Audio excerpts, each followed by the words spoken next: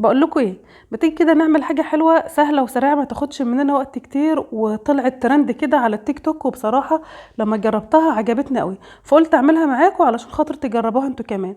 الاول نصلي على النبي صلى الله عليه وسلم وعلى اله وصحبه اجمعين، واهلا وسهلا بيكم وبسلم عليكم والسلام عليكم ورحمه الله وبركاته. هاتي يا حبيبتي انت وهي كوبايتين من السكر، حطي فوقهم على طول كوبايتين من الميه، هتضيفي عليهم نص معلقه صغيره من الفانيليا وعصير نص ليمونه، وهتقلبي المكونات دي على البارد قبل ما تحطي الحله بتاعتك على النار. قلبي كويس جدا لحد ما تدوبي السكر شويه. تمام. حطيه بقى على النار، واول ما يغلي هتحسبي 15 دقيقه، وبعد كده تطفي عليه وتسيبيه يبرد. على ما تكوني جهزتي باقي الوصفه هيكون برد معاكي باذن الله. بعد كده معايا بقى 500 جرام من الجلاش، والجلاش اللي استخدمته النهارده اللي هو السايب، يعني مش ماركه يعني ومش نوع معين. هبدا بقى ان انا افرد الجلاش بالشكل ده كده، واجهز صينيه مش مدهونه اي حاجه. هبدا بقى ان انا اخد ورقتين مع بعض، مش ورقه واحده، ورقتين، وهبدا بقى ان انا المهم على بعض بالشكل ده كده. يعني بصي، كرمشي الورقتين في بعض. الطريقه دي اسهل حاجه يعني، وهتطلعوا معاكي الشكل المظبوط. وجنب طبعا الصينيه الورقتين اللي بعملهم برصهم جنب بعض بالشكل ده كده. بصراحه يا جماعه وصفه سهله قوي بجد، لذيذه جدا يعني، ما شاء الله اللهم بارك، ما قعدتش من جمالها بجد. تستاهل انك تجربيها، وتستاهل كمان انك تقولي لي رايك في التعليقات لما تتابعي الوصفه بتاعتنا، وكمان تحطي لي لايك. تعالي بقى كده هنكمل كل الكميه بنفس الطريقه. ما شاء الله زي ما انت شايفه اصلا شكلها يعني كويس يعني. خلاص حلو قوي كده. ما تنسيش طبعا تولعي الفرن. بعد ما خلصنا النص كيلو جلاش بالشكل ده، معايا كوبايه من الزبده السايحه دافيه مش سخنه يعني. هبدا ان انا احط الكوبايه كلها بالشكل ده كده، وما تقلقيش الزبده مش كتير، وباذن الله هتطلع معاكي نتيجه زي الفل. هوزع بس الزبده بالشكل ده، وادخل الصينيه الجميله دي الفرن على درجه حراره 180. والرف قربه شويه من الصاجه.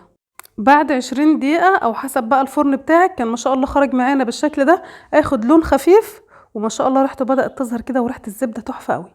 تعالوا بقى نعمل لها بقى صوص الكاسترد، عشان خاطر نسقيها بيه، هيطعمها وينقلها نقلة تانية خالص. يعني من الاخر هو ده اللي هنحشي بيه الوصفة بتاعتنا. انا معايا عدد 2 بيضة، وكوباية الا ربع من السكر، وكوباية من الحليب. كمان هضيف معلقة صغيرة من الفانيليا عشان طبعا خاطر البيض، وناخد بقى نكهة كويسة. بالمضرب بقى او بالشوكة، وابدأي قلبي المكونات دي مع بعض كويس جدا. محتاجين البيض يفك كده خالص مع الحليب والسكر، وما تقلقيش السكر مش زيادة، السكر ده الحلو المظبوط. تمام.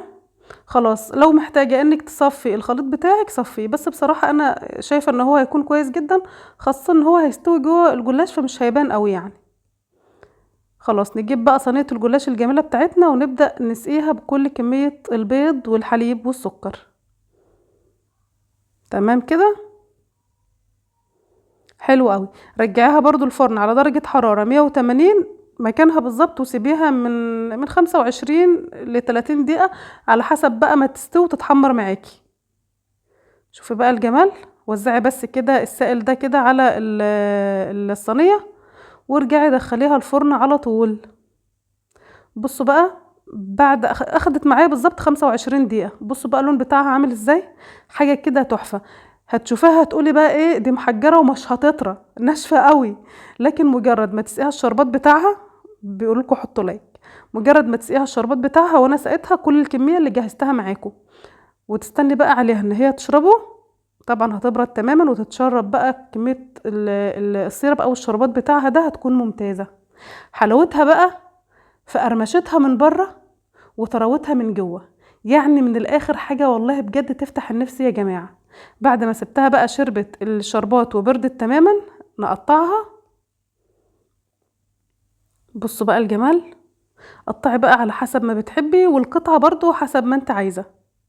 انا هقطعها بالشكل ده كده، وطعمها وريحتها بجد تفتح النفس.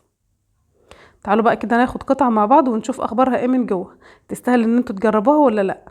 بس انا بقول لكم جربوها مش هتندموا خالص. يعني انا عن نفسي قلت لا ده انا بعد كده مش هعمل الجلاش العادي، انا هعمله كل مره بالطريقه دي. بصوا بقى الجمال. تعالى بقى شوفها من جوه عامله ازاي. شاربة كده خليط الكاسترد، وما شاء الله كده الشربات بتاعها كمان شربته، سكرها مظبوط، زبدتها مظبوطة، كل حاجة فيها ما شاء الله اللهم بارك، حتى السوى من الأرضية بتاعتها مظبوطة وزي الفل. بص بقى الحلاوة، حاجة كده تحفة. اتمنى طبعا يا جماعة ان انتوا تجربوها وباذن الله تعجبكم قوي. ما تنسوش تكتبوا لي رايكم في الكومنتات، وكمان تحطوا لي لايك واعملي شير للحلقة، شير لاصحابك وحبايبك، واترككم في رعاية الله، واستنونا في حلقة تانية ان شاء الله. مع السلامة.